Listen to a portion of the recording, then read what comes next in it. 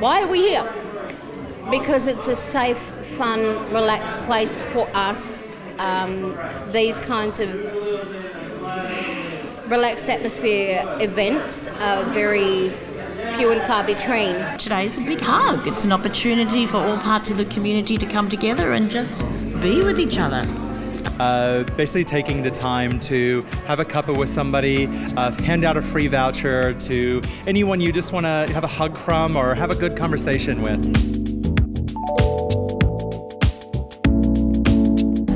So this started with the marriage equality postal vote, which was a really difficult time for LGBTIQ communities. And there are a lot of people that are still hurting.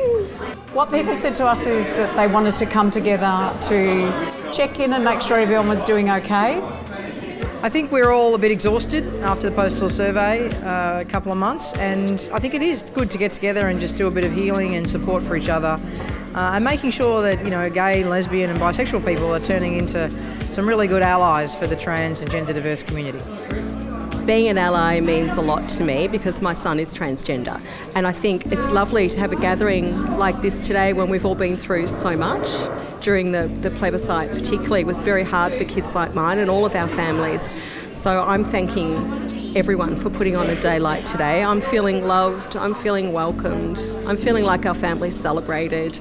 I'm a bit shy, but I'm having fun and I made a person. But it's just that joining of people. It's the warmth. It's the I don't know. A hug is like allowing your soul to be touched by somebody else's.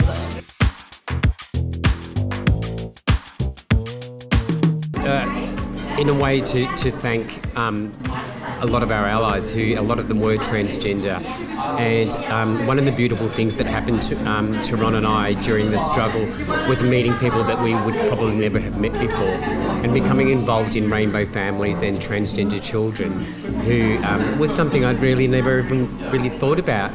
Unfortunately, what was unseen by most is that trans and gender diverse people and intersex people were treated really badly because they were never going to get rights under what was being decided.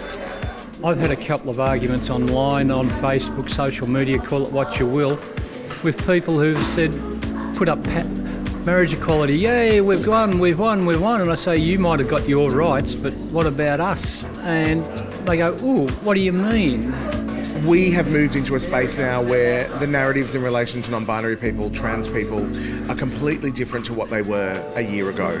And I never thought that would be the case during the plebiscite, even before. And as much as we're certainly not where we need to be, and we're not having the conversations as much as we should, we're in a much better place than I thought we were going to be. So all we need to do is keep elevating those conversations, elevating people, and creating spaces and realising that it's not necessarily about being the loudest person in the room, but just giving space for everyone to have a voice.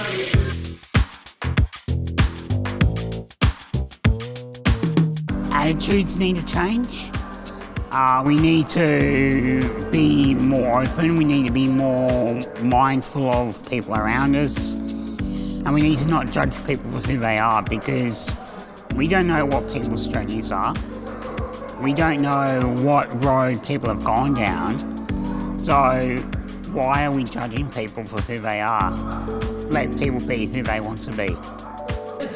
Well, it's called a big hug, and I think that's what we all need sometimes, whether we hug other people or give ourselves a hug, just to remember to do some self-care. And I think that's really important in our community. And as we go on, we're going to have more hard times, and it's very important that we come together and make sure we support each other.